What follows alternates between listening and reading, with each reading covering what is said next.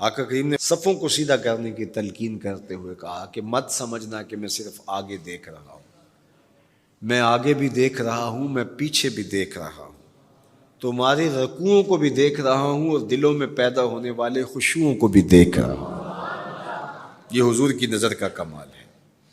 اور حضرت عبداللہ ابن عباس رضی اللہ تعالیٰ عنہ فرماتے ہیں کان رسول اللہ صلی اللہ علیہ وآلہ وسلم یرا فی اللیل فی الظلمہ کما یرا فی النہار فی الضوء۔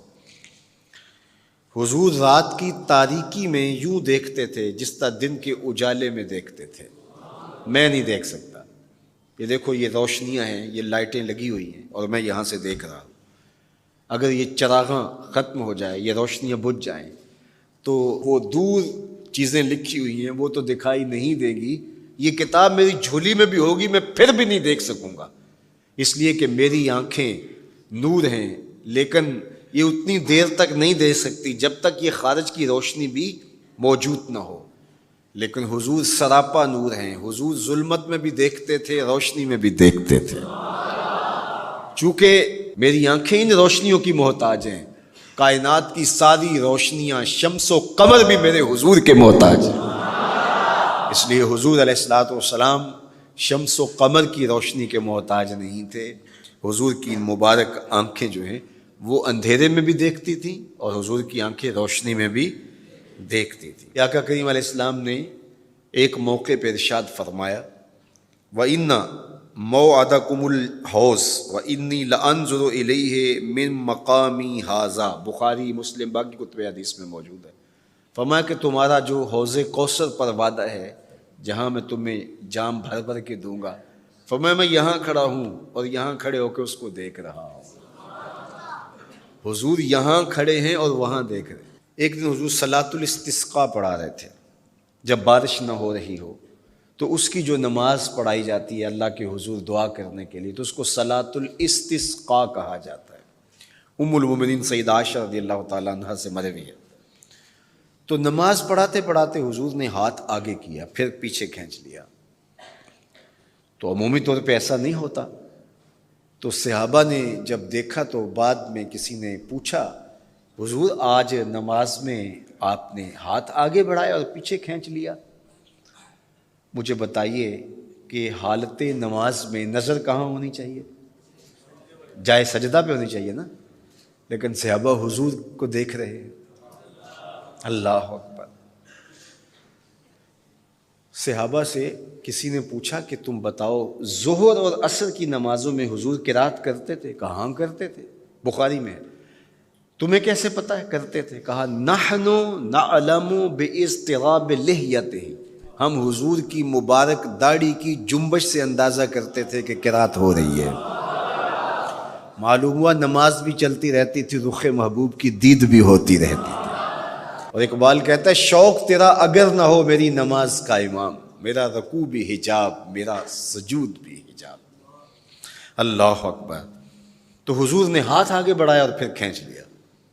پوچھا گیا حضور یہ آج نماز میں ایک نئی چیز ہم نے دیکھی، آپ نے ہاتھ آگے بڑھایا پھر کھینچ لیا؟ فرمایا ہاں، جنت میں کھجوروں کا ایک خوشہ لٹک رہا تھا، میں اس کو توڑنے کے لیے ہاتھ ڈالا تھا پھر میں نے چھوڑ دیا، اور اگر میں توڑ لیتا تم قیامت تک کھاتے رہتے ختم نہ ہوتا، لیکن میں نے کہا نہیں چلو پھر قیامت کو ہی صحیح۔ اب حضور کھڑے کہاں ہیں؟ مدینہ المنورہ میں، اور جنت کہاں ہے؟ سدرۃ المنتہا سے اوپر۔ سر پٹ گھوڑا دوڑے اور تیز رفتار گھوڑا، تازی گھوڑا، 500 سال دوڑنے کے بعد پہلے آسمان تک پہنچے، پھر اتنی موٹائی آسمان کی، پھر دوسرا آسمان، پھر تیسرا آسمان، درمیان میں پھر خلائیں بھی، پھر وہاں سے 7 آسمانوں کے بعد کہیں سدرۃ المنتہا، اور قرآن بتاتا ہے کہ جنت بھی سدرۃ المنتہا کے پاس ہے، پھر آگے جنت، اور جنت کے جو درخت ہیں وہ 70,000 سال کی اونچائی پر ہیں، وہاں لٹکتی ہوئی کھجوروں کے خوشے، اور حضور علیہ السلام نے یہاں کھڑے ہو کے ہاتھ بڑھایا اور وہاں حضور کا ہاتھ پہنچ گیا۔ یہ ہاتھ کے پہنچنے کی منتہا نہیں ہے، ضرورت یہاں تک کی تھی لہٰذا یہاں تک پہنچا، اگر ضرورت اس سے آگے کی ہوتی تو آگے بھی پہنچ جاتا. تو حضور کا ہاتھ یہاں سے یہاں تک پہنچا. یہ حدیث پاک میں نا، میں اور آپ ہاتھ اٹھائیں تو ہمارا ہاتھ کہاں تک پہنچتا ہے؟ 5 فٹ قد ہے تو 3 فٹ اوپر ہاتھ پہنچ جائے گا، تو ہمارا ہاتھ 8 فٹ تک پہنچے گا، زمین سے 8 فٹ تک. چلو کسی کا 9 فٹ تک پہنچے گا، کوئی چھلانگ لگا کے اچھل کے اوپر لے جائے گا تو 10 فٹ تک پہنچ جائے گا. البتہ ہماری نظر بہت تیز ہے. ہماری نظر پہلے آسمان کے ٹمٹماتے ہوئے ستارے دیکھتی، دوسرے آسمان کے ستارے بھی دکھائی دیتی، تیسرے آسمان کے ستارے، چاند سورج میں دکھائی دیتا ہے. ہمارا ہاتھ 3 فٹ تک یا 10 فٹ تک پہنچتا ہے، نظر تیسرے آسمان تک پہنچتی ہے.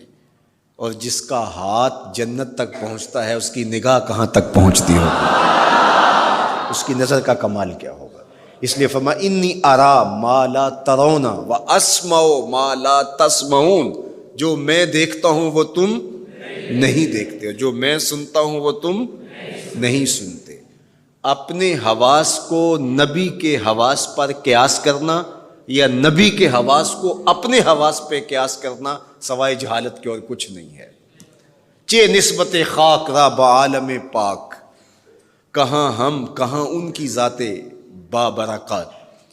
اس لیے فرمایا انی ارا ما لا ترون واسمع ما لا، جو میں دیکھتا ہوں وہ تم نہیں دیکھتے، اور جو میں سنتا ہوں وہ تم نہیں سنتے. اللہ اکبر. ہماری آنکھیں تو چمکتے ہوئے سورج کو دوپہر کے وقت نہ دیکھ پائیں، چندھیا جائیں، آنکھوں میں پانی اترنے لگے، اور محبوب کی آنکھیں بے حجاب